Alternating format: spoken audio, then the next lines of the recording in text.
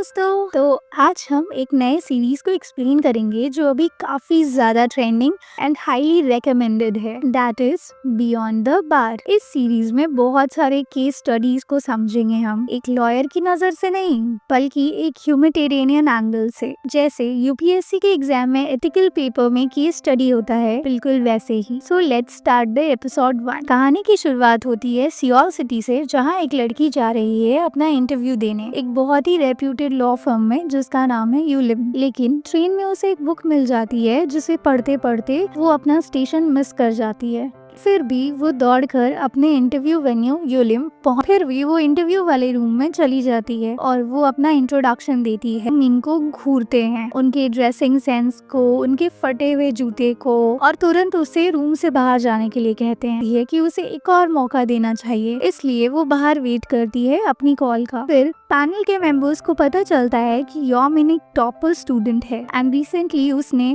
The national mock trials law school में first position achieve की है। इसलिए उसके अचीवमेंट को देखते हुए उसे फिर से इंटरव्यू में बुलाया जाता है एंड वहाँ एक साथ 4 लोगों का इंटरव्यू हो रहा होता है। यानी कि बोर्ड चारों लोगों से एक ही क्वेश्चन पूछेगी एंड उनको अपना ओपिनियन देना है, जिसमें फर्स्ट क्वेश्चन रहता है कि एक लेडी चोरी करके भाग जाती है एंड अपने हाथ को वापस लेने के लिए वो विक्टिम कोर्ट के पास जाता है एंड उस लेडी से अपने हाथ के साथ साथ कॉम्पनसेशन भी मांगता है फॉर हरासमेंट। तो कोर्ट क्या डिसीजन लेगी? अब यहाँ तीनों कैंडिडेट एक जैसा ही आंसर देते हैं कि बेशक वो विक्टिम केस जीत जाएगा क्योंकि ये हाथ उसी का था एंड हाथ के साथ उसमें, इसलिए सिर्फ ओनरशिप के लिए कॉम्पनसेशन मांग रहा है वो विक्टिम, जो कि उसका ओनरशिप है ही नहीं। अब इसके बाद बोर्ड नेक्स्ट क्वेश्चन पूछती है, एक रेलवे ड्राइवर ट्रेन में 100 पैसेंजर्स के साथ ट्रैवल कर रहा है बट आगे एक माउंटेन है जिससे टकराने से 100 पैसेंजर्स की जान जा सकती है, बट अगर वो ट्रैक चेंज कर ले तो वो 100 पैसेंजर्स की जान बचा सकता है। बट उस नेक्स्ट ट्रैक में एक लेबर है, यानी 100 लेनी पड़ेगी। तो क्या ऐसा करने से उस ड्राइवर के ऊपर मर्डर का चार्ज लग सकता है या नहीं? जिसका आंसर फिर से तीनों लोग एक जैसा ही देते हैं कि नहीं, इसे मर्डर नहीं माना जाएगा क्योंकि उस ड्राइवर ने 100 लोगों की जान बचाने के लिए ऐसा किया। बट यहाँ भी यॉमिन एक अलग ओपिनियन देती है। वो कहती है बिल्कुल इसे एक मर्डर ही माना जाएगा क्योंकि ये सोचा समझा जुर्म है। उस ड्राइवर को पता था कि ट्रैक चेंज करने से उस लेबर की जान चली जाएगी,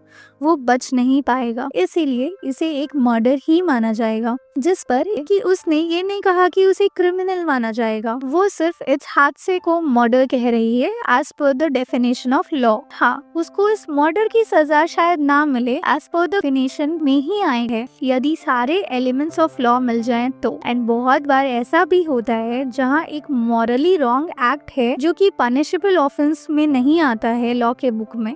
एथिक्स एंड स्टैंड चैलेंज है आज के डेट में। एंड इतना मैच्योर्ड स्पीच देने के बाद वो वहाँ से सारे बोर्ड मेंबर्स इम्प्रेस हो जाते हैं। दोस्तों, ये लाइन देखकर मुझे एक बॉलीवुड मूवी की याद आ गई, 2 पत्ती, जिसको कृति सानन ने प्रोड्यूस एंड कास्ट किया था। उसमें भी लॉ के डेफिनेशन एंड लूप होल्स के बारे में बताया गया था। Okay, let's go back to the story. फिर इंटरव्यू देने के बाद यॉमिन अपने घर चली आती है और उसे लगता है कि वो शायद ये इंटरव्यू पास नहीं कर पाएगी, लेकिन तभी उसे मैसेज आता है कि उसका सिलेक्शन हो गया है एंड नेक्स्ट मॉर्निंग उसे यूलिम लॉ फर्म बुलाया गया है। नेक्स्ट मॉर्निंग वो वहाँ जाती है एंड उसे पता चलता है लॉ को 3 डिवीजन में रखा गया है, जैसे कि Jung Ji Ung who is the head of antitrust law and Hong Do Yoon the head of corporate law. Finally there is Yoon Seok who the head of litigation, and तीनों incentives, holidays, foreign trips and all kind of perquisites। But जब litigation के head Yon Seok आते हैं तो वो सिर्फ कड़वी बातें ही बताते हैं कि उनकी टीम में कुछ भी नहीं मिलेगा, मतलब कोई एक्स्ट्रा पे नहीं होगा। अब दोस्तों, ऐसी बातें सुनकर कौन लॉयर होगा जो लिटिगेशन टीम को ज्वाइन करेगा? मतलब उस जगह के सारे न्यू रिक्रूट्स में से कोई भी वहाँ जाना नहीं चाहता। तो मेंटर और मेंटी जैसे वाइब्स दे रहे, दूसरा थोड़ा ब्राइट और फनी है। फिर भी ये क्लीशे या बोरिंग नहीं लगता। एक्टर्स थोड़ा एक्स्ट्रा डेप्थ दिखाने की कोशिश कर रहे हैं और ये मुझे बहुत अच्छा लग रहा है। है। हमारी लिटिगेशन टीम में सबसे पहले हैं यॉन सियोक हूँ जो हेड हैं, फिर है किम योल सियोंग एज डिवीजन हेड और ली जिन वू और यू मिन जंग एज एसोसिएट। इनके साथ ज्वाइन कर रही है यू मिन उसकी सियोल नेशनल यूनिवर्सिटी वाली पुरानी क्लास में जी गुक योन, चोई हो योन और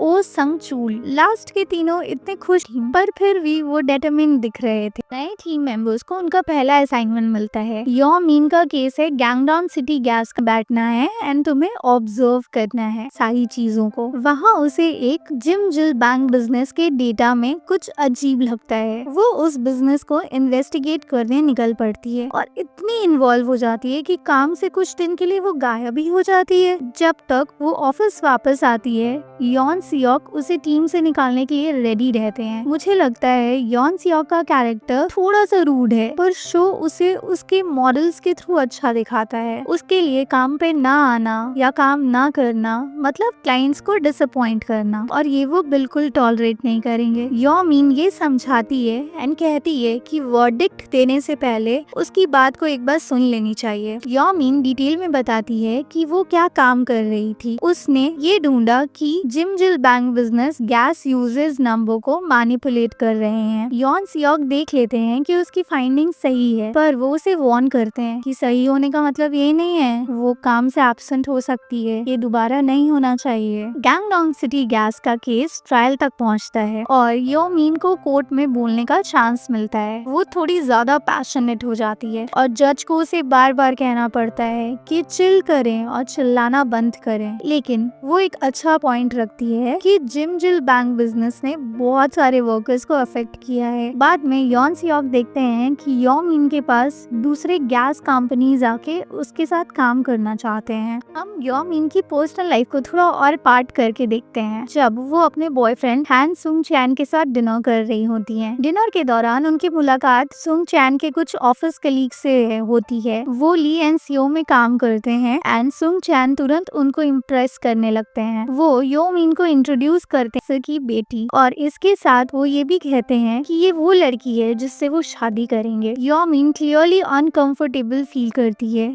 सुंग चैन की ये कहने से और बाद में उससे पूछती है कि वो उसे क्यों पसंद करता है। सुंग चैन एडमिट करते हैं कि उसका बैकग्राउंड उसके फीलिंग्स का बड़ा रीजन है और उसे इस बात पर शर्म नहीं है। उसका कहना है कि वो अपने बच्चों को एलाइट जीन्स देना चाहते हैं। मतलब दोस्तों ये एक बड़ा रेड फ्लैग है और यो मीन भी इससे क्लियरली समझ जाती है। इसी बीच यॉन सियोक अपने लोनली अपार्टमेंट में रेड करते हैं अपनी गर्लफ्रेंड के साथ। वही गर्लफ्रेंड उसके पास सोफा पर बैठी है और पूछती है कि क्या उसे उसकी याद नहीं आती, जिसे यॉन सियोक मानो वो वहाँ कभी थी ही नहीं, यानी जरूर कोई तो भी मिस हैपनिंग हुई होगी। एंडिंग ने मुझे थोड़ा सा वरीड कर दिया है क्योंकि लगता है यॉन सियोक सिंगल है एंड यो मीन भी शायद सिंगल होने वाली है एंड मुझे रोमांस पसंद है एंड थोड़ा सा स्प्रिंकल हो तो और ज्यादा एक स्ट्रॉन्ग आर्क बनाने का पोटेंशियल है एंड ये देखना अच्छा होगा कि वो कैसे डेवलप होता है। एंड इसी के साथ ये ब्यूटीफुल में तब तक take care, thank you so much.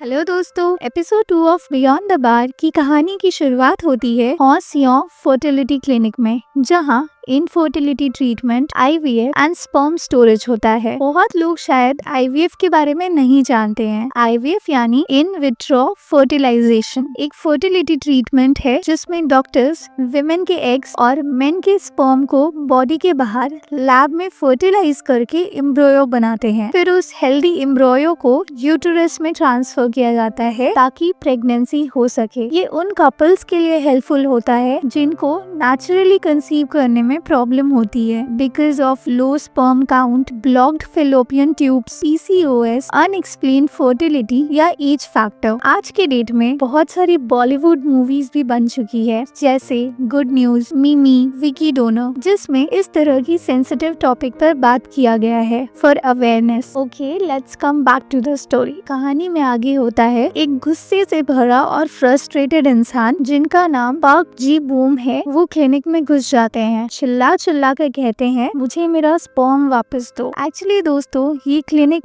बहुत ही ज्यादा बदनाम है फॉर इमोरल प्रैक्टिसेस। वो इतना ज्यादा गुस्सा उल पाऊंगी, बट ऐसे वर्ड्स के लिए आपको जज्बाती नहीं होना है, आपको एम्बैरेस्ड फील नहीं करना है। ये वर्ड सिर्फ किसी घटना को एड्रेस या डिफाइन करने के लिए हैं, उससे ज्यादा कुछ भी नहीं। एंड यो मीन के इस मैच्योर टॉक से जी बॉम्ब तैयार हो जाते हैं, क्योंकि दोस्तों अगर आप लोग एक लॉयर हो तो अपनी क्लाइंट की हर सीक्रेट जानने का आपको राइट है, तभी तो आप फुल कॉन्फिडेंस के साथ उसका केस लड़ पाओगे। एंड फिर जी बॉम्ब अपनी पूरी स्टोरी सुना देते हैं यो मीन को। अब सीन शिफ्ट होती है कोर्ट में, जहाँ ली एंड सियो 500 मिलियन वॉन के काउंटर सूट अमाउंट को देखकर हैरान हो जाते हैं, लेकिन सियो कॉन्फिडेंट है और बॉन्स के साथ दुनिया का सामना ना कर पाने के चक्कर में ये रिंग गायब हो गई थी। उसने तो खुदकुशी तक करने की कोशिश की थी, उनका पूरा रिलेशनशिप टूटने के कगार पर था, लेकिन जी बॉम्ब ने कभी हार नहीं मानी। उसने ये रिंग को कितनी भी मुश्किल क्यों ना हो, वो एक नई शुरुआत चाहते थे और ये रिंग भी धीरे धीरे बेटर होने लगी थी। लेकिन ये तभी पॉसिबल हुआ जब उसने अपनी छोटी नीस को देखा। इसी वजह से उनकी पूरी जिंदगी एक बच्चा पैदा करने के इर्द गिर्द घूमने लगी, ताकि वो अपने रिलेशनशिप को बचा सकें। ये सिर्फ जी बॉम्ब के लिए नहीं था,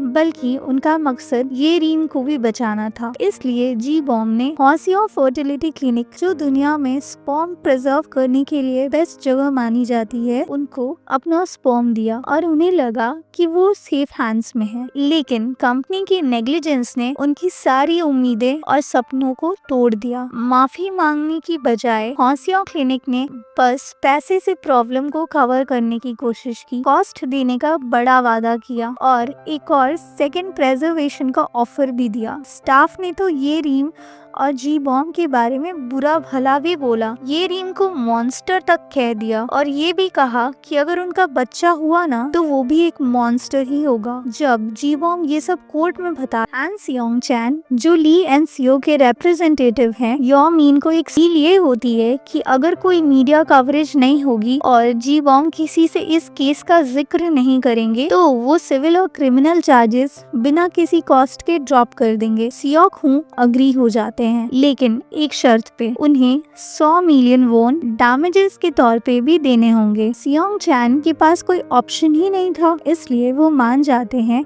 और वादा करते हैं कि वो पैसे दे देंगे, बस ये अग्रीमेंट 3 दिन के अंदर साइन होना चाहिए। जी बॉम्ब और ये रीम ऑब्वियस हैं, खुश हैं कि केस सेटल हो गया, लेकिन क्या वो इन सब से सच में आगे बढ़ पाएंगे? क्या पैसे उन्होंने जो सहना पड़ा उसका कभी पूरा बदला दे सकते हैं? क्या उनको सच में कोई कॉम्पेंसेट कर पाएगा उनकी लॉस के लिए? बट दोस्तों, अबव ऑल मुझे तो सिर्फ जी बॉम्ब की लव स्टोरी इतनी कर सकता है, उसे फिर से स्टैंड किल समझिए। अगर ईश्वर ना करे कभी ऐसा दिन आए एंड आपके पार्टनर का भी सेम सीन हो, तो क्या आप अपने पार्टनर को दोबारा से उठा सकते हो मेंटली एंड इमोशनली? क्या आप अपने पार्टनर का साथ निभाओगे? क्योंकि एक्सीडेंट के बाद ऑलरेडी आपके पार्टनर के पास जीने के लिए कुछ बचा नहीं हो, उसे सिर्फ आपकी एक होप बचा सकती है, सिर्फ एक होप। जितना मैंने दुनिया देखी है दोस्तों, मेरे तरफ से जी बॉम्ब को एक सैल्यूट तो बनती है, क्योंकि सेम एपिसोड में यो मीन का लवर हान सियोंग भी है, बट उसका लव सिर्फ और सिर्फ स्वार्थी वाला है। Okay, let's go back to the story. Office वापस आने पर हमें पहली बार नॉ डोंग सू का ग्लिम्स मिलती है, और हाँ, वो उतना ही एरोगेंट है जितना हमने सोचा था। वो ऑफिस में ऐसे घूमता है जैसे पूरी जगह उसकी हो, और उसके पीछे कुछ काफी पावरफुल लोग खड़े हैं। उनमें से एक है मिस्टर को,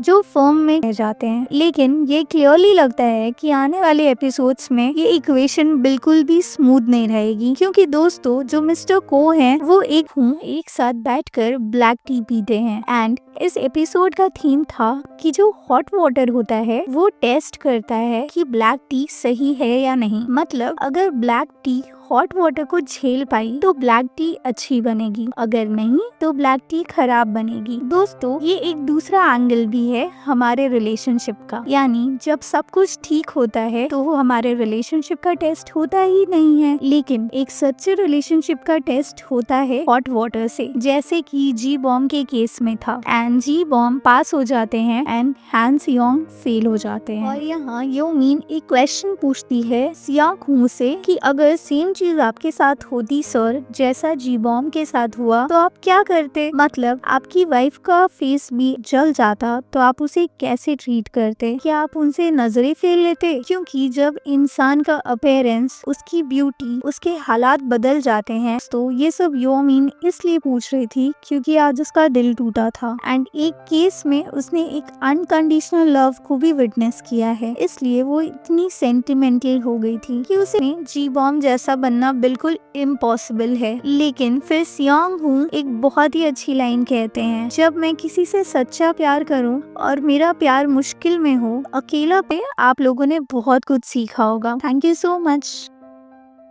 हे दोस्तों, आज हम फिर से एक और साइक्लाई क्राइसालिस। So without any delay let's start episode 3 of beyond the bar drama. Episode की शुरुआत होती है एक पास्ट इवेंट से, जहां योमिन एक दिन एक कैटरपिलर को होता है। कोकून के अंदर उसकी बॉडी ब्रेक डाउन होके नया शेप लेती है, उसके विंग्स, लेग्स और बॉडी फॉर्म होते हैं। फाइनली वो कोकून तोड़कर बाहर निकलता है एंड बटरफ्लाई बनकर उड़ता है। बट अगर कोई कैटरपिलर को कोकून से निकालने में उसकी हेल्प करे तो उसके विंग्स स्ट्रॉन्ग नहीं बनते। स्ट्रगल के बिना उसके विंग्स में स्ट्रेंथ ही नहीं आती है और वो कभी उड़ नहीं पाता है, इसीलिए उसे अपना कोकून खुद ही तोड़ना जरूरी होता है। बट ये सारी बातें योमिन को नहीं पता थी और इनडायरेक्टली उसने उस बटरफ्लाई को मार दिया। उसके बाद योमिन को पता चलता है कि उसे साइकोजेनिक डिसलेक्सिया नाम की एक डिजीज है। साइकोजेनिक डिसलेक्सिया एक ऐसी प्रॉब्लम है जिसमें किसी इंसान को पढ़ने या शब्दों को समझने में दिक्कत होती है और ये प्रॉब्लम ज्यादातर स्ट्रेस, ट्रॉमा या इमोशनल इश्यूज की वजह से होती है, ना कि दिमाग के फिजिकल डैमेज से। बट अबव ऑल योमिन एक जीनियस स्टूडेंट थी। वो इतनी जीनियस थी कि वो 2 क्लासेस स्किप करके सीधा आगे जंप कर जाती है। एंड दोस्तों, ये सब कुछ इसलिए हुआ क्योंकि योमिन की मदर हमेशा अपनी बेटी के ऊपर इतनी रिस्पॉन्सिबिलिटीज डाल देती थी ताकि वो एक परफेक्ट स्टूडेंट बन पाए एट एनी कॉस्ट। अब कहानी प्रेजेंट में आती है और हमें अपना नया केस दिखाई देता है। डीऑक, जो कि एक डिलीवरी ड्राइवर है और रिसेंटली उसने एक Irish coffee P. Irish coffee is mixture of whisky and coffee. इसके बाद वो अपनी गाड़ी लेकर रोड पर निकल पड़ता है। जब डीऑक एक पार्क के पास से गुजर रहे थे तो वो अचानक से जोर से ब्रेक मार देते हैं। वो देखते हैं वहाँ एक बच्चा मिनगुक जमीन पर बैठा अपने पैर को पकड़ के रो रहा होता है। जब कॉप्स आते हैं और ब्रीथलाइजर टेस्ट करते हैं तो डीऑक फेल हो जाते हैं और उन्हें अरेस्ट कर लिया जाता है, जबकि मिनगुक को उसकी परेशान माँ ली सांगनी को रिप्रेजेंट करते हुए। चाहे ये कोई बड़ा केस नहीं हो, लेकिन फैमिली वेल्दी है तो लगता है शायद वो इजी मनी का चांस देख रहे हैं, डिफेंस करेंगे और योमिन को साथ ले जाते हैं साइकेट्रिस्ट के पास उनकी ओपिनियन लेने के लिए। ऐसा लगता है कि मिनगुक को सच में लगता है कि उसे हिट किया गया था और ये एक नोसिबो इफेक्ट है। ये केस थोड़ा कॉम्प्लिकेटेड हो जाता है क्योंकि फिजिकल डैमेज तो है नहीं, लेकिन मेंटल एलिमेंट जरूर प्रेजेंट है और ये नोसिबो क्लियरली मिनगुक को इफेक्ट कर रहा है। दोस्तों, नोसिबो इफेक्ट का मतलब होता है जब किसी इंसान को नेगेटिव चीज फील हो जाती है सिर्फ इसलिए क्योंकि उसने वो चीज एक्सपेक्ट की है, चाहे असल में कुछ भी ना हुआ हो। फॉर एग्जाम्पल, अगर डॉक्टर किसी पेशेंट को बोले कि ये दवा लेते वक्त आपको हेडेक हो सकता है तो पेशेंट को हेडेक महसूस हो सकता है, इवन अगर दवा में ऐसी कोई साइड इफेक्ट है ही नहीं। नोसिबो इफेक्ट एक साइकोलॉजिकल फिनोमेनन है जहाँ कोई इंसान नेगेटिव सिम्टम्स या तकलीफ महसूस करता है सिर्फ इसलिए क्योंकि उसने एक्सपेक्ट किया होता है। चाहे दिखाता है कि हमारे थॉट्स और एक्सपेक्टेशंस काम करते हैं हमारे बॉडी के रिएक्शंस पे, चाहे फिजिकल कॉज ना भी हो फिर भी। एंड ऐसा ही कुछ मिनगुक के साथ भी हुआ है। कुछ आई विटनेस रिपोर्ट्स भी सिचुएशन को थोड़ा क्लियर करते हैं, स्पेशली जब योमिन सुनती है कि मिनगुक की माँ सड़क पर चिल्लाती हुई शॉक में थी। मतलब उसकी माँ का रिएक्शन इतना ओवर था, वो ऐसे चिल्ला रही थी मानो उसका बेटा मर गया हो। मैं एपिसोड देख के थोड़ी देर के लिए डर गई थी कि क्या हो गया ये। नेक्स्ट डे लॉ फर्म में न्यू वीक का दिन लेट स्टार्ट होता है। जब वो एक बड़े डिपार्टमेंटल मीटिंग में पहुंचते हैं, योमिन के गाल पर इंक लगी होती है क्योंकि वो न्यूज़पेपर पर ही सो गई थी। सियाक हूँ बिल्कुल इम्प्रेस नहीं होते, स्पेशली जब उन्हें पता चलता है कि उन लोगों से रात भर मीनियल पेपर वर्क करवाया गया था, वो केस के बारे में जो ऑलरेडी क्लोज हो चुका है। यानी सियाक हूँ जान गए थे कि उनके राइवल्स अब इन न्यूबीज को टारगेट कर रहे हैं, उनसे बदला लिया जा रहा है। अब सियाक हूँ अपनी प्रोफेशनल लाइफ से जूझ रहे होते हैं। उन्हें लगता है कि पिछले एपिसोड में जो भी हुआ हो उसके लिए मिस्टर को उन्हें डांटेंगे, लेकिन मिस्टर को एकदम अनएक्सपेक्टेड मूव करते हैं और उन्हें प्रमोशन ऑफर कर देते हैं। ये प्रमोशन स्पेसिफिकली इसलिए है क्योंकि मिस्टर को रिटायर होने वाले हैं और सियाक हूँ को अपनी पोजीशन फिल करवाना चाहते हैं। मिस्टर को अभी के लिए एक एडवाइजर के रूप में काम करते रहेंगे, लेकिन वो चाहते हैं कि सियाक हूँ यूलिन का मैनेजिंग पार्टनर बन जाए, लेकिन सियाक हूँ यहाँ रिफ्यूज कर देते हैं क्योंकि उन्हें लगता है कि ये एक वॉइस चैलेंज है। वो देख सकते हैं कि अगर दूसरे इमर्जिंग लॉ फर्म्स के साथ कंपटीशन हुआ तो यूलिन शायद सर्वाइव ही ना कर पाए बिना सीईओज और ओल्ड गार्ड्स के financial backing. Low value cases लेके आते हैं। सियाक हूँ देख सकते हैं कि मिस्टर को चाहते हैं कि वो एक एग्जीक्यूशनर बनकर इन सबको कंपनी से निकाल दे और वो ऐसे यूज होना नहीं चाहते, यानी राइवल्स की हॉस्टिलिटी बढ़ते ही जा रही थी। इसके बाद यो मीन और सियाक हूँ ली एंड सियाओ की मीटिंग के लिए पहुँचते हैं ताकि केस डिस्कस किया जा सके, लेकिन सियांग चैन ने यो मीन और सियाक हूँ को गलत टाइम बता दिया था। मीटिंग 30 मिनट्स आगे कर दी गई। ये ऑब्वियसली एक अंडर हैंडेड ट्रिक है ताकि उन्हें पहले ही बैकफुट पर लाया जा सके। मीटिंग के अंदर सियांग चैन 200 मिलियन वॉन मांगते हैं as a compensation of damage और डिओक हो को हेवी सेंटेंस फेस करने की धमकी भी देते हैं। ये सब कुछ इंश्योरेंस भी कवर नहीं कर सकता क्योंकि डिओक हो उस टाइम ड्रंक थे, इसलिए उनके पास ज्यादा चॉइसेस ही नहीं बचती है सिवाय अपने घुटने टेकने के। बट लकीली वहाँ पर यो मीन और सियांग हूँ पहुँचते हैं और सिचुएशन को रिवर्स कर देते हैं। सियांग चैन को कंफ्यूज कर देते हैं जो कि बिल्कुल प्रिपेयर्ड नहीं थे और कहते हैं कि casual link matter of common sense है। जब प्लेंटिव स्लॉन्डर करते हैं, यानी जो लोग केस में क्लेम कर रहे हैं वो कंफ्यूज, हेल्पलेस या स्ट्रगल कर रहे हैं, समझ ही नहीं पा रहे हैं कि क्या करें, उसे हम प्लेंटिव फ्लॉन्डर कहते हैं। और यहाँ सियाक हूँ सारा ब्लेम मिन गुक का उसकी माँ के ऊपर डाल देते हैं क्योंकि उसकी माँ का ओवर रिएक्शन इतना ज्यादा था कि मिन गुक बहुत डर गया था और उसे ये सारे आफ्टर मैच सिम्टम्स आ गए, जबकि रियल में मिन गुक का एक्सीडेंट हुआ ही नहीं था एंड सियांग चैन के पास ऐसा कोई भी जस्टिफाइड एविडेंस नहीं था कि वो प्रूफ कर सके कि मिन गुक का एक्सीडेंट हुआ है। दोस्तों, अभी तक 2 केसेस देखे हमने सियांग चैन एंड सियांग हूँ के बीच में, बट के मेंटल स्टेट का साइकेट्रिक असेसमेंट किया जा सके ताकि उन्हें ये पता चल सके कि ये इंसिडेंट में कंट्रीब्यूटिंग फैक्टर है या नहीं है। थोड़ा पुश करने के बाद सियाक हूँ बाद में उन्हें कहते हैं कि उन्होंने अच्छा काम किया है। दोस्तों, यो मीन को डिटेल्स पकड़ने का नाक है, जैसे कि हमने पहले के केसेस में भी ये ऑब्जर्व किया है। इसलिए यो मीन हॉस्पिटल जाती है और उसे जब पता चलता है कि मिन गुक हॉस्पिटल में हर वीक 5 से 6 बार जाया करते हैं, लेकिन प्रेस्क्रिप्शन का कोई रिकॉर्ड ही नहीं है, तो उससे थोड़ा ये स्ट्रेंज लगता है। मतलब आप बिल्कुल ठीक हो, फिर भी आप हॉस्पिटल जा रहे हो सिर्फ इस डर से कि इन फ्यूचर में आपको कुछ हो ना जाए। और अगर बच्चा इतनी फ्रीक्वेंटली हॉस्पिटल जा रहा है तो लगता है ये मंचो सेन सिंड्रोम का केस हो सकता है ली सैंग मी के लिए। बेसिकली एक्सट्रीम एंजाइटी की वजह से सैंग मी की ऑब्सेशन की वजह से मिन गुक के वेल बीइंग पर ट्रांसफर हो गई है। सियाक हूँ इस पे तुरंत जंप करते हैं और डिसाइड करते हैं कि उन्हें ये क्लियरली दिखाना है कि सैंग मी ही पूरी तरह से रिस्पॉन्सिबल है और वो इस चीज को कोर्ट में जरूर प्रूफ करेंगे। लेकिन इस तरह के जजमेंट के लिए यो मीन पूरी तरह कंफर्टेबल नहीं होती हैं, लेकिन उनके पास ज्यादा चॉइसेस भी नहीं थी क्योंकि उन्हें ये केस किसी भी हाल में जीतना था। यहाँ यो मीन की प्रॉब्लम्स और बढ़ जाती है उनके घर के मामले की वजह से। यो मीन को बुरा लगता है जब उसकी माँ उसके बिजनेस में इंटरफेयर करती है, उसके अपार्टमेंट आती है और एक प्लेट थ्रो कर देती है सिर्फ इसलिए कि उसमें एक चिप थी। और ये कॉन्फ्लिक्ट सिर्फ प्लेट का नहीं है बल्कि और गहरा है, स्पेशली जो हुआ उसकी डिसेबल्ड बहन के साथ। यो मीन अपनी माँ को सीधा बता देती है कि वो क्या सोचती है और साथ ही साथ वो ये भी बताती है कि उसने सियांग चैन से ब्रेकअप कर लिया है, जिसे सुन उसकी माँ काफी ज्यादा शॉक्ड हो जाती है।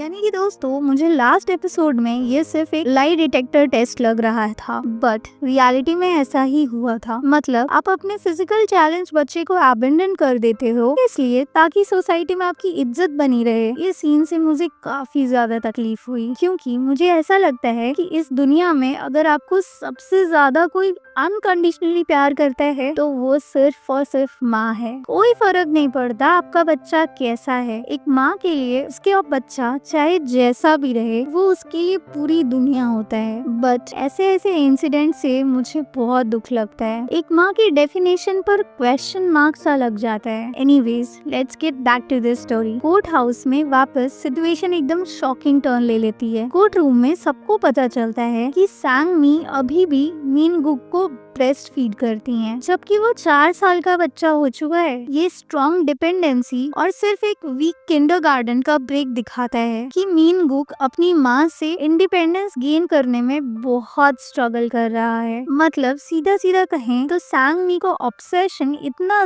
ज्यादा है अपने बच्चे के प्रति कि मीन गुक को मेंटल इश्यूज आने लग गए हैं, बिल्कुल कैटरपिलर वाली स्टोरी जैसा। इसमें दोस्तों मेरी जजमेंट के हिसाब से उसकी माँ की कोई गलती नहीं थी, बट वो थोड़ा ज्यादा ओवर प्रोटेक्टिव बन रही हैं अपने बच्चे के लिए एंड हर टाइम वो अपने बेटे को अपने पास ही रखना चाहती है। बट ऐसा करने से वो कभी आगे बढ़ ही नहीं पाएगा लाइफ में, बिल्कुल बटरफ्लाई की लाइफ साइकिल के जैसे। कैटरपिलर जब कोकून के अंदर स्ट्रगल करता है तो वो सिर्फ सर्वाइव ही नहीं कर रहा होता, बल्कि वो अपने विंग्स को स्ट्रॉन्ग बनाता है ताकि वो बाहर निकल के उड़ सके। लाइफ में भी हर चैलेंज और स्ट्रगल हमें मेंटली और इमोशनली स्ट्रॉन्ग बनाता है। अगर हम प्रॉब्लम से बचने की कोशिश करें तो ग्रोथ अधूरी ही रह जाती है। स्ट्रगल ये एक प्रोसेस है जो हमें रेडी करती है अपनी फ्रीडम, इंडिपेंडेंस और अल्टीमेट सक्सेस के लिए। सियोंग हूँ अपनी वर्ड्स में इतने स्कैचिंग और डायरेक्ट हैं कि बाद में योमिन उसे बात करने के लिए अप्रोच करती हैं। वो दुनिया को काफी पेसिमिस्टिक नजरिए से देखते हैं और मानते हैं कि लोग अक्सर सेल्फिश ही होते हैं। उनके शब्दों में गहन सच्चाई है कि इस दुनिया में कुछ लोग हैं जो कभी माँ बनना ही नहीं चाहते और कुछ ऐसे हैं जिन्हें कभी माँ बनना ही नहीं चाहिए। एंड दोस्तों ये सब कुछ के बाद शायद ऐसा लगता है कि कोर्ट ने उसकी माँ को ही रियल कल्प्रिट मान लिया होगा और उस ड्राइवर को बेल मिल गई होगी। उसके बाद यूलिम हेडक्वार्टर्स में सियोंग हूँ और योमिन के बीच कुछ बातें हो रही थी, जहाँ योमिन अपोलोजाइज करती है उनकी छोटी सी आर्ग्यूमेंट के लिए। उसके बाद वो अपनी ट्विन सिस्टर और माँ के बारे में बताती है। वो स्पेशली बताती है कि कैसे उसकी माँ इतनी सेल्फलेस थी कि अपने करियर को भी अफेक्ट कर दिया था सिर्फ योमिन की हेल्प करने के लिए। जब कोर्ट रूम में सियोंग हूँ ने मदर वाली टॉपिक पर बात की थी तो योमिन ने उसे काफी दिल पे लगा लिया और उसे ऐसा फील हुआ जैसे वो उनकी फैमिली पर अटैक कर रहे हों। बट सियोंग हूँ का एक्सपीरियंस थोड़ा अलग है। 5 साल पहले वो घर जाते हैं और डस्टबिन में से एक पॉजिटिव प्रेगनेंसी टेस्ट फाइंड करते हैं। खुशी से वो अपनी पार्टनर के पास जाते हैं, लेकिन वो कोल्ड और ज्यादा स्ट्रेट फॉरवर्ड नहीं होती है। वो बोलती है कि वो प्रेग्नेंट नहीं है और याद दिलाती है कि उन्होंने अग्रीमेंट किया था कि वो लोग बिना बच्चे के ही लाइफ लॉन्ग रहेंगे, यानी कि उनकी वाइफ अपनी विश से ही कभी माँ बनना ही नहीं चाहती थी। सियोंग हूँ वॉशअप करने चले जाते हैं, लेकिन ये एक्सपीरियंस ही उनकी रिजेंटमेंट को रीइंफोर्स करता है और उन्हें लगता है कि मदर्स कभी कभी सेल्फिश भी हो सकती हैं। जब वो वॉक पर निकलते हैं और इन बातों पर सोचते हैं तो एपिसोड वहीं खत्म होता है। दोस्तों ये एपिसोड काफी ज्यादा एंगेजिंग और थॉट प्रोवोकिंग है। केस इनिशियली सिंपल लगता है, लेकिन जैसे जैसे साइकोलॉजिकल और इमोशनल लेयर्स सामने आते हैं स्टोरी और डीप हो जाती है। योमिन की एम्पैथी और सियोंग हूँ का प्रैक्टिकल और थोड़ा साइनिकल अप्रोच कैरेक्टर्स को रियलिस्टिक और रिलेटेबल बनाता है। कोर्टरूम ड्रामा, लीगल स्ट्रैटेजी और पर्सनल इमोशंस का परफेक्ट बैलेंस है इस एपिसोड में। एपिसोड को इंटरेस्ट और काफी ग्रिपिंग बनाता है। ये एपिसोड सिर्फ केस नहीं दिखाता है, बल्कि कैरेक्टर्स के ग्रोथ और उनके मॉरल डिलेमास को भी एक्सप्लोर करता है। डेफिनेटली एक मस्ट वॉच एपिसोड है ये। ओके, मिलते हैं नेक्स्ट एपिसोड में। Till then take care, bye bye and thank you so much. दोस्तों तो एपिसोड 4 की शुरुआत एक डार्क रूम से होती है जहाँ से एक आदमी इंजर्ड होकर निकलता है और उसके हाथ से खून भी बह रहा है कि तभी वहाँ यो मीन आ जाती है और सियाओ से रुमाल लेके उसके ब्लीडिंग को रोकती है। अब दोस्तों ये आदमी कौन था और आखिर ऐसा क्या हो गया कि यो मीन को ये सब करना पड़ रहा है, वो भी एक लॉयर होकर। चलिए इसके पीछे की मिस्ट्री को अनलॉक करते हैं। अब कहानी प्रेजेंट में आती है जहाँ एक बहुत ही रिच आदमी गोल्फ खेल रहा है और वो एक सीईओ है कोमो फंड का और उसका नाम है सियोल मिन। अगर सीधे सीधे कहें तो वो एक बहुत बड़ा इन्वेस्टर है और इस वजह से यूलिम फर्म के कुछ लॉयर्स आए हुए हैं ताकि वो अपना इन्वेस्टमेंट यूलिम फर्म में करे। लेकिन सियोल मिन का मन है कि वो ली एंड सियो फर्म में इन्वेस्ट करे। दोस्तों ली एंड सियो वही फर्म है जिसमें हान सियोंग चैन है, मतलब यो मिन के एक्स। इसलिए सियोल मिन एक कंडीशन रखते हैं कि वो यूलिम फर्म में तभी इन्वेस्ट करेंगे जब सियाओ खू उनका एक पर्सनल केस हैंडल करेंगे। यानी पूरे यूलिम फर्म में उसे सिर्फ सियाओ खू ही चाहिए था अपने केस को हैंडल करने के लिए, और अगर वो लोग ये केस जीत गए तो वो अपना इन्वेस्टमेंट यहाँ करेंगे। बस फिर क्या था, यूलिम के टॉप शेयर होल्डर्स एक मीटिंग अरेंज करवाते हैं। सियाओ खू एंड सियोल मिन को फेस टू फेस करवा देते हैं। अब यहाँ सियोल मिन बताते हैं कि उनका एक पर्सनल मैटर है और वो चाहते हैं कि सियाओ खू एक डिफेमेशन केस फाइल करे, यानी मानहानि का केस। ये दोस्तों तब होता है जब कोई किसी के बारे में झूठी या गलत अफवाहें फैला रहा हो और उसकी रेपुटेशन को खराब कर रहा हो। विक्टिम ऐसे इंसान पर मानहानि का केस फाइल कर सकते हैं और ये केस वो अपनी हाउसकीपर योंग सुक के ऊपर कर रहे हैं, क्योंकि योंग सुक को ऐसा लगता है कि सियोल मिन अपनी बेटी को बहुत मारते हैं। उसके शरीर में बहुत सारे इंजरी मार्क्स भी हैं और उसने इनकी फोटोग्राफ्स भी बना के एज ए एविडेंस रखी हुई है एंड कभी पुलिस को तो कभी मीडिया को देकर उनकी पब्लिक इमेज को खराब कर रही है। सियोल मिन का मानना है कि वो ये सब सिर्फ पैसे के लिए कर रही है, बट उसे सबक सिखाना बहुत जरूरी है। अब ये तो सारी वन साइडेड स्टोरी थी, जिसे सुनने के बाद सियाओ खू अग्री कर जाते हैं उनका केस लेने के लिए, जो कि दोस्तों काफी सरप्राइजिंग था पूरे यूलिम फर्म में, क्योंकि आज तक कभी भी सियाओ खू ने चाइल्ड अब्यूज या एनिमल अब्यूज वाले केसेस को डिफेंड ही नहीं किया है। यानी जरूर दाल में कुछ तो काला है। चलिए आगे देखते हैं। अब नेक्स्ट सीन में ये केस सिर्फ यो मिन एंड सियाओ खू ही हैंडल करेंगे, क्योंकि बाकी की टीम को तो तुरंत पोहांग जाना पड़ेगा एक केस हैंडल करने, जहाँ पर इंश्योरेंस कंपनीज अर्थक्वेक के विक्टिम्स को उनका पे आउट नहीं दे रही हैं। इसलिए वो लोग तुरंत पोहांग के लिए निकल जाते हैं। बाय द वे दोस्तों, पोहांग नाम से मुझे एक सीरीज याद आ गई, माई लवली जर्नी, जहाँ पर एक मिस्ट्री सॉल्व हुई थी। वो सीरीज भी काफी अच्छी थी, एक बार आप लोग जरूर देखिएगा। मैं उसका लिंक डिस्क्रिप्शन में डाल दूंगी। Let's get back to the case. अब यो मिन चली जाती है उसी हाउसकीपर के घर उससे इंक्वायरी करने रिगार्डिंग सियोल मिन डॉटर इन योंग, और उस हाउसकीपर का घर बहुत ही पुअर एरिया में था और बहुत मुश्किलों के बाद फाइनली यो मिन उसके पास पहुंचती है एंड अपना इंक्वायरी सेशन शुरू करती है। और उस हाउसकीपर का नाम योंग सुक था। योंग सुक अपनी टेस्टिमनी देती है कि कैसे उसने इन योंग को महीनों के दौरान डिग्रेड होते देखा है। वो अब बस बहुत शांत रहती है, बिल्कुल आइसोलेटेड, बट जब वो उसके कपड़े चेंज करती है तो उसके शरीर में इंजरी मार्क्स होते हैं एंड सियोल मिन उसे वर्बल अब्यूज भी करते हैं अक्सर। बट एक मेन क्वेश्चन यो मिन का था कि कब सियोल मिन हाउसकीपर के सामने अपनी बेटी को कभी मारा है, जिस पर हाउसकीपर कहती है नहीं, मैंने कभी नहीं देखा कि मेरे सामने उसने कभी उसको मारा हो। एंड उसे मारने एंड जख्मी करने के बाद वो घर में ही डॉक्टर बुला लेते हैं, इसलिए कोई हॉस्पिटल रिपोर्ट्स भी नहीं है, क्योंकि इन योंग को घर पर ही ट्रीट किया गया था ताकि उनकी इंजरीज सीक्रेट रहे। पुलिस रिपोर्ट भी क्लियर हो गई है, लेकिन योंग सुक को सियोल मिन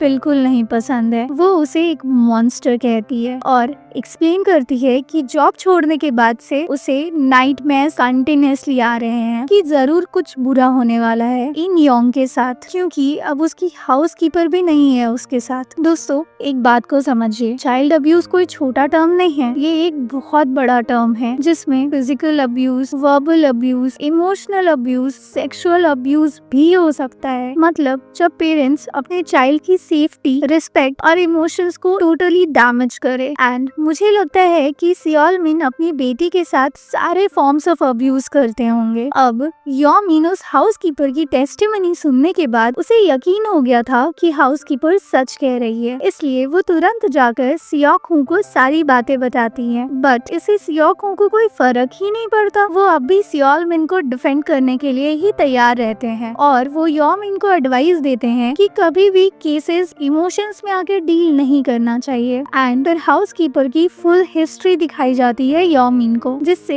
ये क्लियर हो जाता है कि हाउसकीपर बहुत बार जेल भी जा चुकी है पैसों की चोरी करने के चक्कर में। बट फिर भी सियोल मिन ब्लाइंड बनकर उसके सारे क्राइम्स को माफ कर चुके थे क्योंकि वो उसकी बेटी की केयर करती थी। बट अब वो एक फ्रॉड बन चुकी है और वो ये सब कुछ पैसों के लिए कर रही है। इसलिए फिर बाद में यॉ मिन स्टेबल होने के बाद सियोक हूँ से माफी मांगती है कि उसने पूरी स्टोरी जाने बगैर ही रिएक्ट कर दिया, क्योंकि अब यॉ मिन को उस हाउसकीपर के पास्ट रिकॉर्ड से यही लग रहा था कि मेन कल्प्रिट वही है। लेकिन सियोक हूँ उसे समझाते हैं कि देखो, किसी के पास्ट से उसका प्रेजेंट जज मत करो। ये जरूरी नहीं कि कोई पास्ट में क्राइम करता था तो वो आज प्रेजेंट में भी क्राइम करे। एंड कोई शक्ल से बुरा दिखता है तो हो सकता है उसके इरादे नेक हो, और जो आदमी बाहर से नेक दिखता है हो सकता है वो बुरा हो। यानी हमें एक बैलेंस्ड अप्रोच लेकर चलना होगा। फिर नेक्स्ट सीन में सियोक हूँ एक डॉल गिफ्ट लेकर जाते हैं इन योंग से मिलने, ताकि वो खुद ही सच का पता लगा पाए। और वो इन योंग को देखकर समझ जाते हैं कि सच में इस विक्टिम के साथ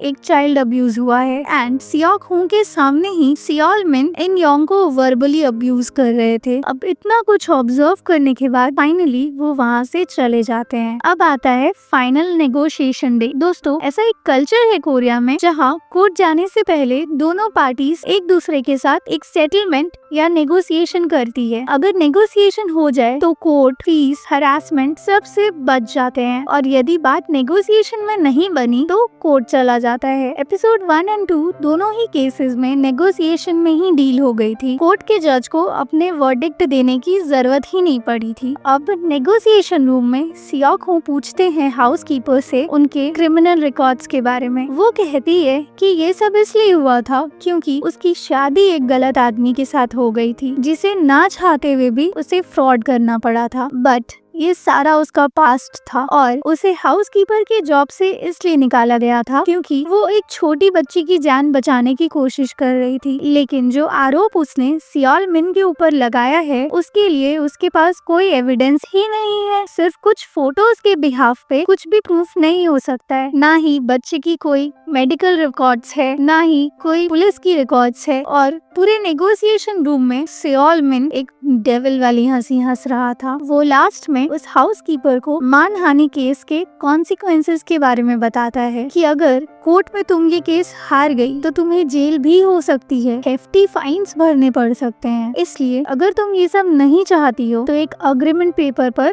अपने फिंगरप्रिंट का स्टैम्प लगा दो, ताकि इन फ्यूचर तुम कभी भी सियोल मिन के ऊपर किसी भी तरह के एक्यूजेशंस नहीं लगा पाओगी। और अगर तुमने इस अग्रीमेंट को ब्रीच किया तो फिर तुम्हें 3 गुना फाइन भरना पड़ेगा। अब बेचारी हाउसकीपर के पास और कोई दूसरा ऑप्शन नहीं था। उसके पास ना ही कोई पैसे थे और ना ही कोई पावरफुल आदमी का बैकअप। इसलिए रोते रोते ही उसने ये अग्रीमेंट में अपना स्टैम्प लगा दिया। एंड सियोल मिन इस नेगोशिएशन से काफी खुश होकर अपने घर लौट गए। लेकिन इस पूरे डील में यॉ मिन खुश नहीं थी, उसे बहुत बुरा लग रहा था। इसलिए वो सियोक हूँ के पास जाती है और उन्हें कहती है कि मुझे आपसे ऐसी उम्मीद नहीं थी। आप भी ताकतवर लोगों के साथ मिलकर कमजोरों को दबाना चाहते हैं। आपने ही तो कहा था ना, किसी के पास्ट लाइफ को देखकर उसके प्रेजेंट लाइफ को जज नहीं करना चाहिए। फिर आपने एक गरीब असहाय औरत पर ऐसा क्यों किया? वो तो सिर्फ एक छोटी बच्ची की जान बचा रही थी ना। फिर यॉ मिन गुस्से में एक लाइन कहती है कि वो जा रही है सियोल मिन के ऊपर पुलिस कंप्लेन करने।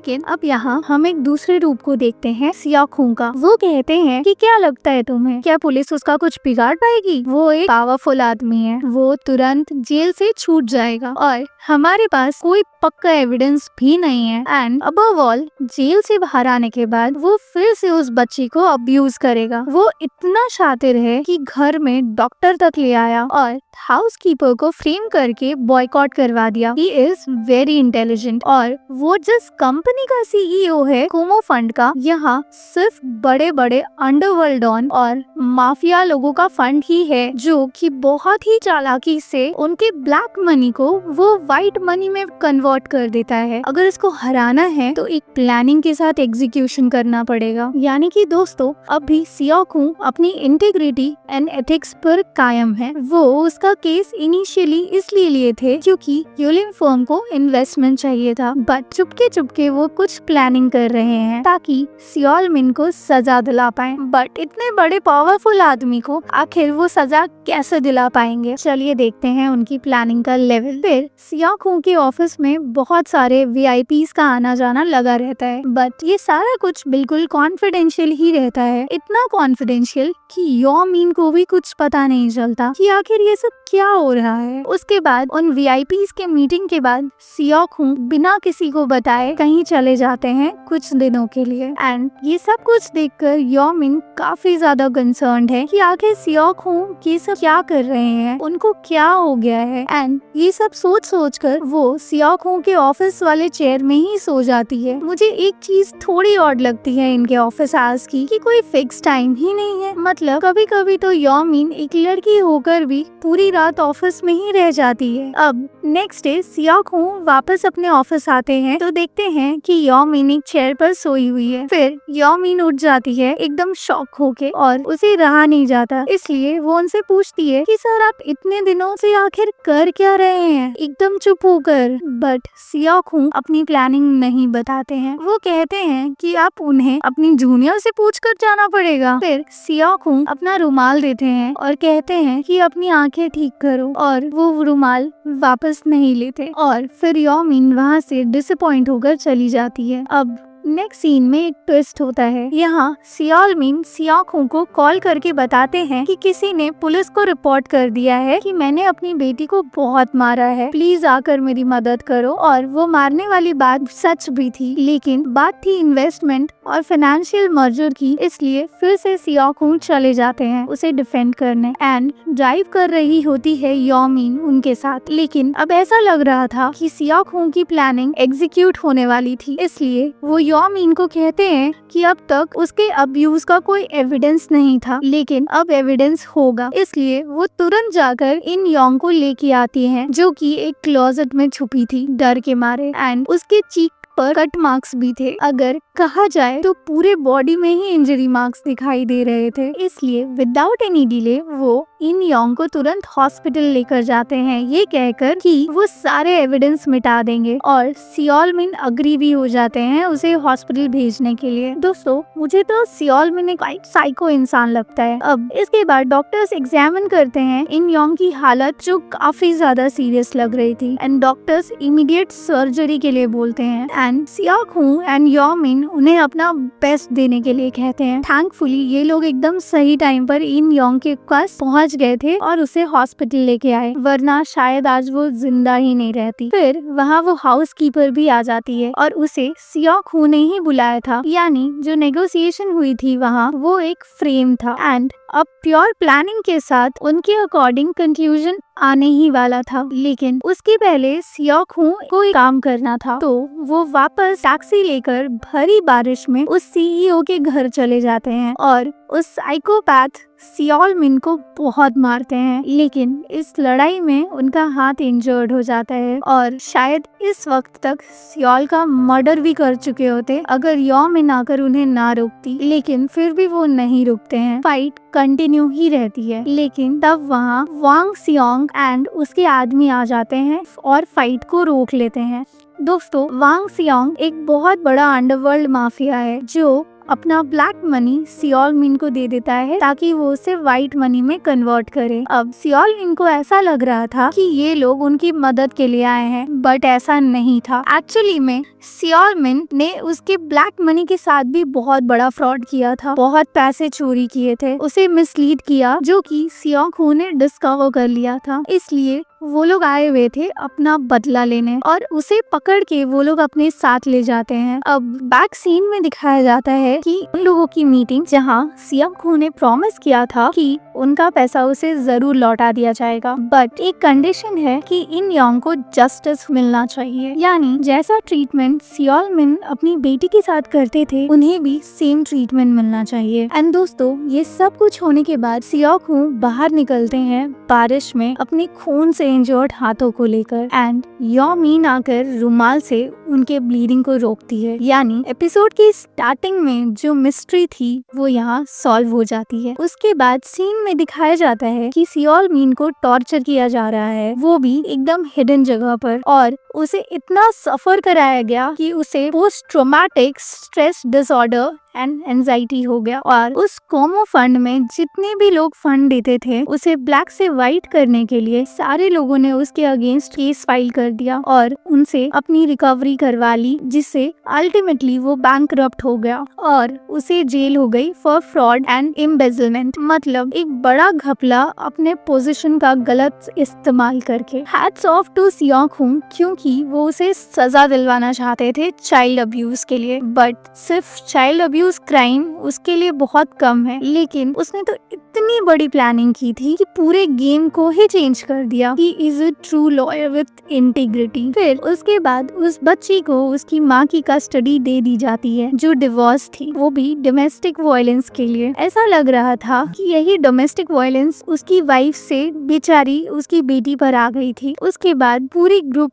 पोहांग से वापस लौट चुकी है, बट उन्हें ये नहीं मालूम कि उनकी एब्सेंस में कितना बड़ा केस सॉल्व हो गया। उसके बाद सियोक हूँ को कॉल आता है कि उनका डॉग जिसका नाम हैश है उसकी स्टमक में कुछ इशू है। तभी वो वहाँ जाते हैं और ऐसा लगता है कि हैश अब सियोक हूँ के एक्स लवर के पास ही रहता है। उनकी एक्स लवर उनके ही बेस्ट फ्रेंड के साथ रहती है, एंड हद तो तब हो गई जब योआना अब प्रेग्नेंट हो चुकी है। एंड इसे देखकर सियोक हूँ शॉक हो जाते हैं, क्योंकि मुझे ऐसा लगता है कि उन दोनों की सेपरेशन की वजह बच्चा नहीं होना था, तो अब वो प्रेग्नेंट है अपने दूसरे लवर के साथ। यानी कहानी फिर से कुछ डीप एंगल को शो कर रही है, एंड यहाँ शो एंड हो जाता है। See you in next episode. Thank you so much.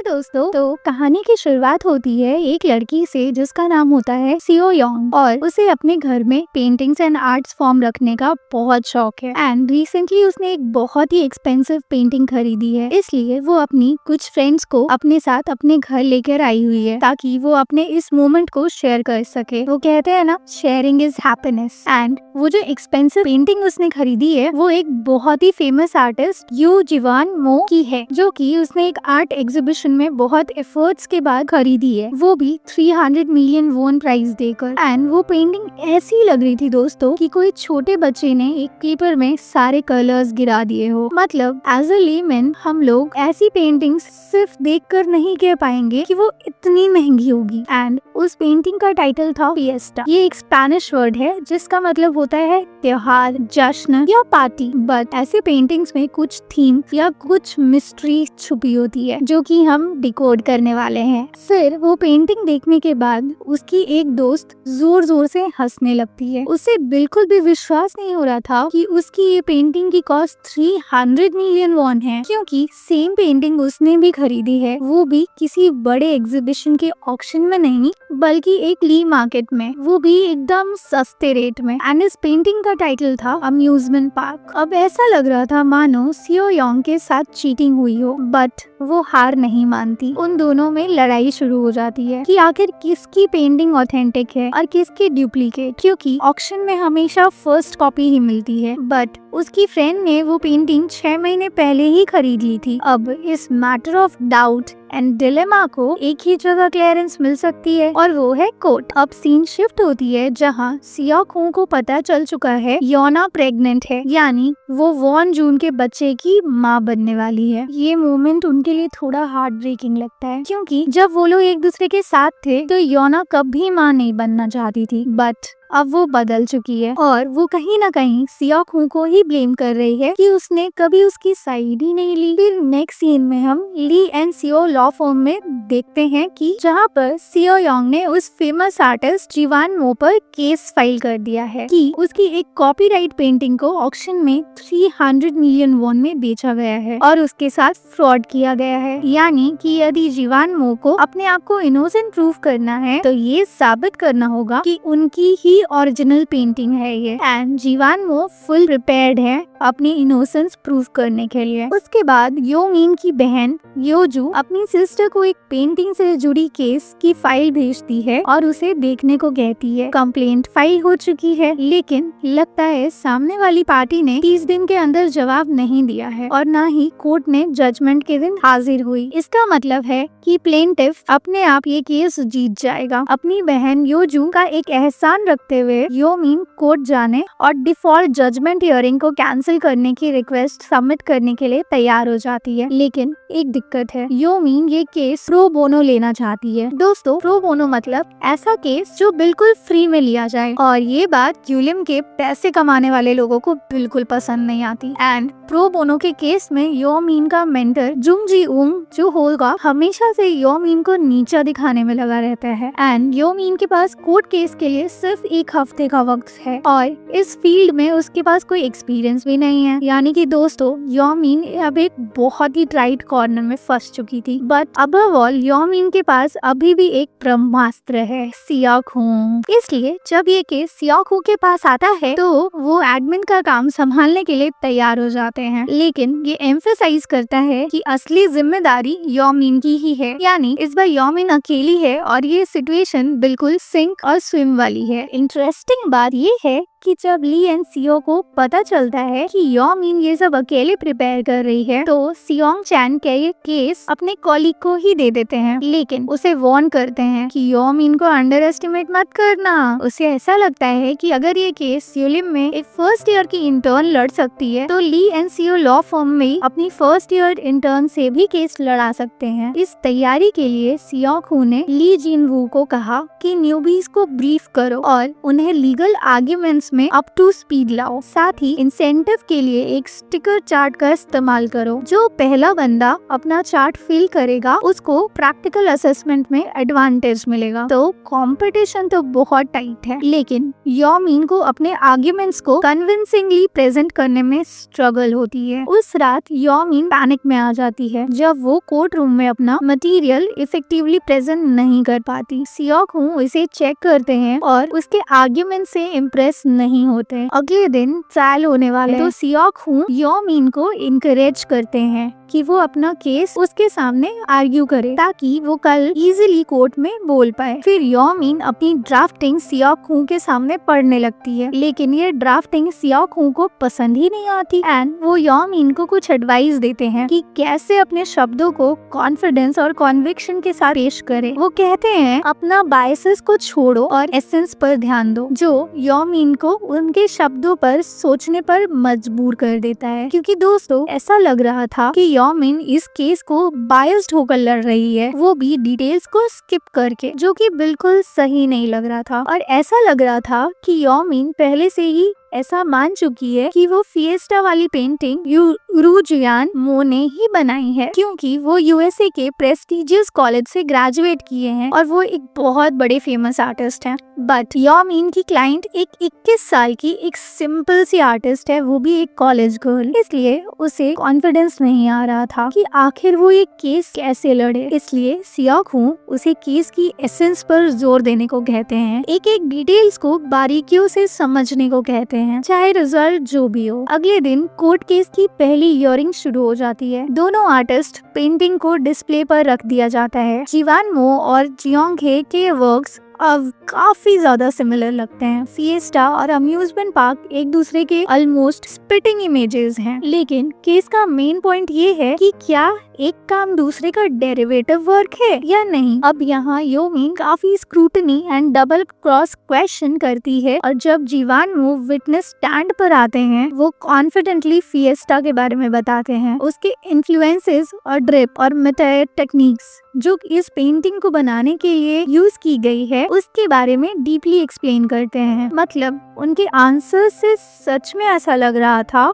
कि पेंटिंग के ओरिजिनल क्रिएटर यही है। मतलब वो इतने इतने डिटेल एंड टेक्निकल वर्ड्स का यूज कर रहे हैं कि कोर्ट में सारे लोग बिल्कुल कन्विंस्ड हो चुके थे, बट वो थे तो बहुत ही एरोगेंट। इसके बाद योमिन अपनी नेक्स्ट क्लाइंट के पास जाती है, जियोंगे के पास, और उनसे सवाल करती है, तो जीवानमो बीच में ही इंटरप्ट करते हैं और वो उसे चोर और फ्रॉड और गालियां देने लगते हैं। बेचारी जियोंगे बस इतना ही कहती है कि मैंने ही ये ड्रॉ किया है, और यहाँ योमिन ऑलमोस्ट एक मिस्टेक कर देती है जब वो कुछ मिसलीडिंग क्वेश्चंस पूछती हैं। आखिरकार जियोंगे प्रेशर में पैनिक हो जाती है और अपनी माँ को बुलाती है स्पॉटलाइट के नीचे स्ट्रगल करते हुए। मतलब दोस्तों, जियोंगे के पास ऐसा कोई भी जस्टिफाइड आंसर नहीं था जिससे वो ये साबित कर पाए कि वो ये पेंटिंग किस टेक्निक से बनाई है, एंड यहाँ योमिन कम्प्लीटली अपने बैकफुट पर आ जाती है। फिर एक शॉर्ट रिसर्च के दौरान हमें पता चलता है कि जियोंगे एक्चुअली एक इंटेलेक्चुअल डिसेबिलिटी के साथ है। हालांकि वो 21 साल की है, लेकिन उसका कॉग्निटिव लेवल एक 13 साल के बच्चे जैसा है। उसकी माँ ने कभी उसे डिसेबल्ड रजिस्टर ही नहीं करवाया ताकि जियोंगे नॉर्मल लाइफ जी सके। लेकिन अगर ये कोर्ट केस आगे चलता रहा तो ये बात एक्सपोज हो जाएगी। इसी वजह से दोनों चाहते थे कि केस यहीं रुक जाए। नेचुरली योमिन को उसकी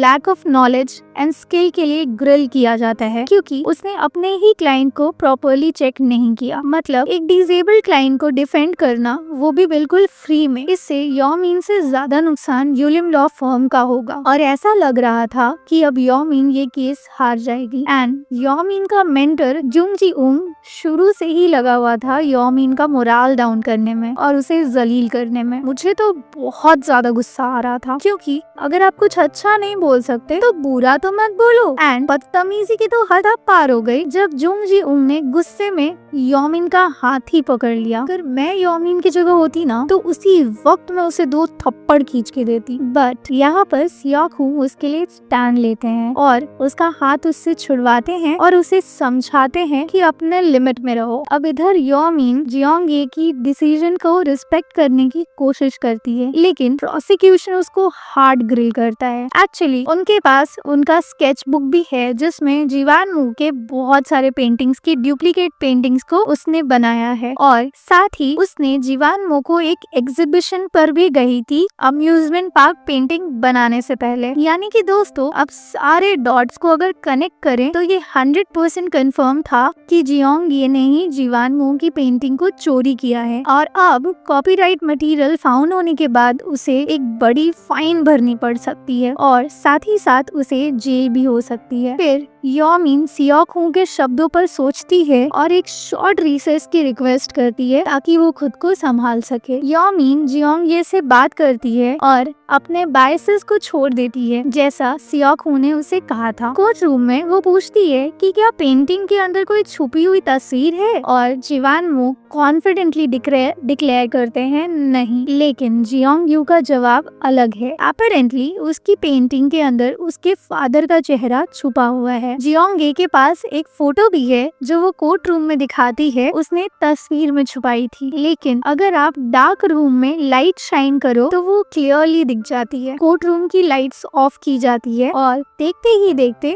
पेंटिंग में फेस की छुपी हुई तस्वीर ल्यूमिनस पेंट में नजर आती है। जियोंगे के फादर ने एक्चुअली उसे छोड़ दिया था जब वो 12 साल की थी, और जब उसकी माँ ने सारी तस्वीरें जला दी तो जियोंगे ने एक पीस को संभाल कर रखा था और अपनी हर पेंटिंग में रेप्लिकेट किया, लेकिन माँ से छुपाया, क्योंकि ऐसा करने से उसकी माँ को तकलीफ हो सकती थी। इसलिए वो ऐसे पेंटिंग्स बनाती थी जिसमें एक फेस हिडन था उसके पिताजी का। ये सब जानकर जियोंगे की माँ को काफी ज्यादा बुरा लगता है और वो उसे कहती है कि अपने फादर को याद करना बिल्कुल ठीक है, नॉर्मल है। वो ये भी डिसाइड करती है कि अब वो इस बारे में बात भी कर सकती है। मतलब दोस्तों, ये एक डीप थीम पेंटिंग थी। Hats off to Jiyoung. अब कोर्ट रूम में टेंशन बढ़ जाती है। जीवानमो का पहला स्टेटमेंट कि पेंटिंग में कोई हिडन पिक्चर नहीं है खुद उसके खिलाफ जाने लगता है। वो दोबारा विटनेस स्टैंड पर आते हैं और स्लोली सच सामने आता है, और फाइनली जीवानमो कन्फेस करते हैं कॉपीराइट इन्फ्रिंजमेंट का असली गिल्टी वो ही है। लेकिन असली ड्रामा उनकी पागल जेलसी में छुपा है। वो जियोंगे पर लैश आउट करते हैं सिर्फ इसलिए कि वो एक नोबडी है जो टैलेंट रखती है। वो एकदम एक साइको की तरह ब्लेम टोन करने लगते हैं कि भगवान को उससे माफी मांगनी चाहिए क्योंकि भगवान ने उसे इतना अच्छा टैलेंट नहीं दिया जबकि वो ज्यादा डिजर्व करते हैं, और एक डिसेबल्ड सी लड़की को इतना अच्छा टैलेंट दिया है। एक तरह से उनके अंदर एनवी एंड जेलेसी भर चुकी थी। दोस्तों, मैं आपको यहाँ पर एक हिडन मैसेज बताती हूँ। इस एपिसोड नंबर 5 का नाम है सेलेरीज मोनोलॉग। एक्चुअली इस लाइन का मीनिंग लिया गया है एक मूवी एमेडस से जो 1984 में आई थी। इस मूवी में 2 लीड रोल में हैं, मोजार्ट एंड सेलेरी। मोजार्ट एक जीनियस कंपोजर हैं जो अपनी म्यूजिक से दुनिया को अमेज करते हैं, लेकिन सेलेरी जो खुद भी कंपोजर है उसकी टैलेंट से जेलस है। फिल्म एनवी, जीनियस और ऑब्सेशन के थीम को एक्सप्लोर करती है और दिखाती है कि कैसे जेलसी इंसान को डिस्ट्रॉय कर सकता है। मतलब सेलेरी की एक लॉन्ग स्पीच को ही यहाँ पर सेलेरी मोनोलॉग कहा गया है, जहाँ एग्जैक्टली सेलेरी के जैसा ही जीवान मो भी अपनी गलती नहीं एक्सेप्ट करते हैं। वो सेलेरी अपनी मोनोलॉग में कन्फेस करती है कि उसने मोजार्ट के टैलेंट को हमेशा एडमायर किया है, लेकिन वो इतनी जेलस और फ्रस्ट्रेटेड हो जाते हैं और कहते हैं भगवान ने इतनी डिवाइन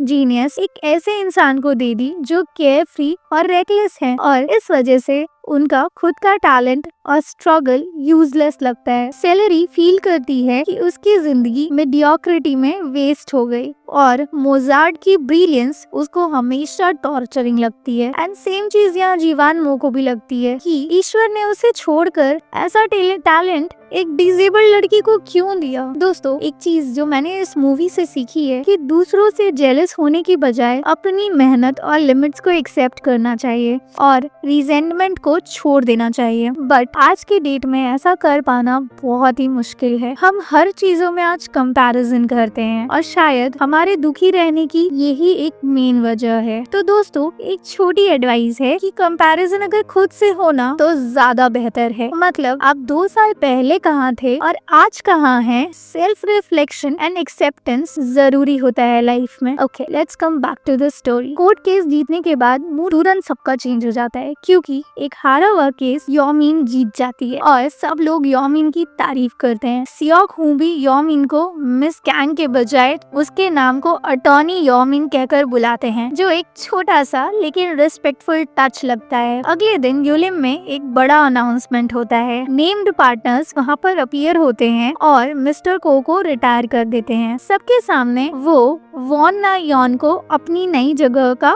रिप्लेसमेंट नाम देते हैं, जिसे देखकर काफी लोग शॉक हो जाते हैं क्योंकि इस पोस्ट को तो सियोक हू ने डिनाई कर दिया था। बट सियोक हू वॉन ना यॉन को देखकर काफी खुश लग रहे होते हैं और इसी के साथ ये एपिसोड यहीं पर एंड हो जाता है। सो मिलते हैं नेक्स्ट एपिसोड में, तब तक take care and thank you so much.